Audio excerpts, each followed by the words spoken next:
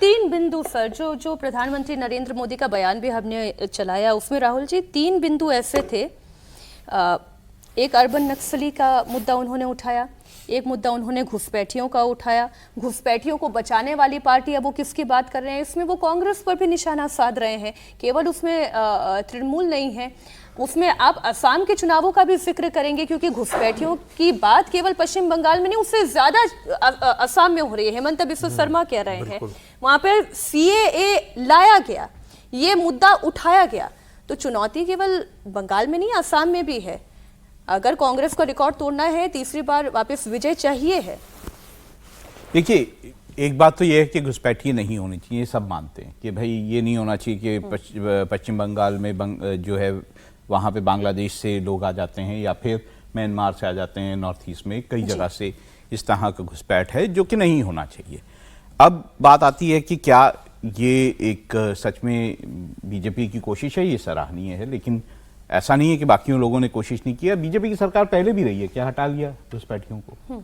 तो एक कोशिश जरूर की गई है, अच्छी कोशिश है, लेकिन उसको पॉलिटिकल मुद्दा भी है। वो एक तरह से जैसे पश्चिम बंगाल की बात है तो वहां पर बीजेपी क्या मुद्दा उठा रही है? जंगल राज और घुसपैठिए, मेगा जंगल राज, महाजंगल राज और घुसपैठिए। तृणमूल कांग्रेस क्या मुद्दा उठा रही है? वो कह रही है वहां की अस्मिता, पश्चिम बंगाल की अस्मिता और डिवाइड करने की बीजेपी की कोशिश। ये मुद्दे उठ रहे हैं। तो जहां पर घुसपैठिया एक अहम मुद्दा देश के लिए है, वहां ये पॉलिटिकल मुद्दा बीजेपी के लिए भी है। तो कितना भुना पाते हैं बीजेपी के लिए पॉलिटिकल? हाँ, बीजेपी के लिए पॉलिटिकल है, लेकिन सरकार उसको कोशिश करे, ये अच्छी बात है। ठीक है। नहीं, देखिए, मुझे नहीं लगता है कि ये पॉलिटिकल मामला है। ये यदि आप 90s के रेजोल्यूशंस को आप पढ़ें, 90s क्यों, 80 के रेजोल्यूशंस आप पढ़ लें, नेशनल एग्जीक्यूटिव के जितने भी रेजोल्यूशंस थे उन दिनों, आप उनको उठा करके देखें, या अटल बिहारी वाजपेयी के अध्यक्षीय भाषण को देखें या लाल कृष्ण आडवाणी के अध्यक्षीय भाषण को देखें।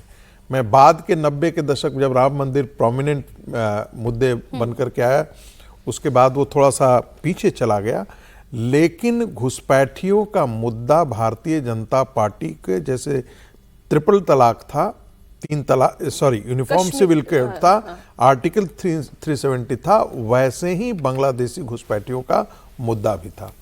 दूसरी बात देखिए, इस पर आंदोलन भी किया भारतीय जनता पार्टी ने, लेकिन चूंकि सत्ता में थी, न तो बंगाल में थी, न आसाम में थी, न केंद्र में थी, तो जब संवित सरकार बनी और भारतीय जनता पार्टी की तरफ से प्रधानमंत्री के रूप में अटल बिहारी वाजपेयी जब उसका संवित सरकार का नेतृत्व कर रहे थे, उस समय बांग्लादेशी घुसपैठियों को निकालने की कोशिश की गई थी।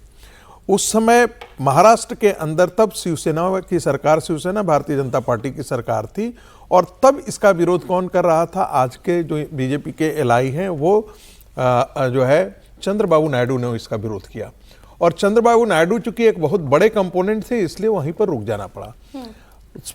देखिए, दुनिया में कहीं भी इतनी बड़ी जनसंख्या घुसपैठियों की हो, और उन घुसपैठियों के जिनके पूर्वज भारत को इस आधार पर बांट करके गए हों कि हमारी सभ्यता और संस्कृति अलग है, हम मुसलमान हैं, आप हिंदू हैं, हम आपके साथ रह ही नहीं सकते हैं, सहचर हो ही नहीं सकते हैं, उनकी औलादें यहां आकर के घुसपैठ करके रह रही थी।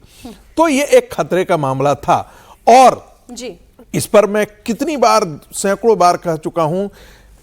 हितेश्वर साकिया ने वहां पर आसाम के अंदर इसका मुद्दा उठाया, इसके बाद जनरल एस के सिन्हा की रिपोर्ट आई, हम बंगाल चले आते हैं तो टीवी राजेश्वर की रिपोर्ट थी, इसके बाद हम केंद्र में आ जाते हैं तो जो है वो इंद्रजीत गुप्त जो CPI के ही थे लेकिन होम मिनिस्टर थे, उन्होंने इस संसद पटल पर रखा।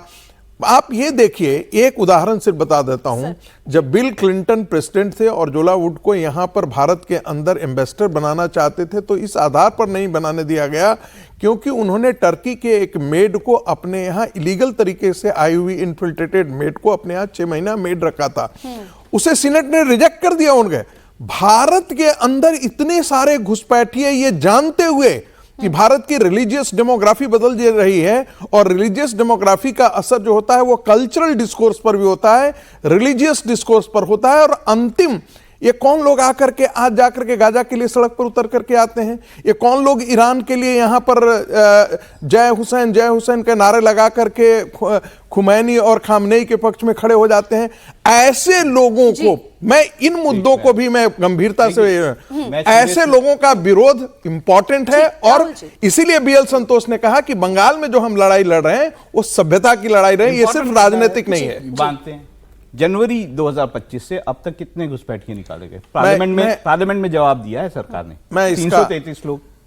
मैं अगर आपको निकालना है तो उसी तरह निकाल दीजिए ना जैसे अमेरिका ने भारतीय इलीगल इमिग्रेंट्स को भेजा था।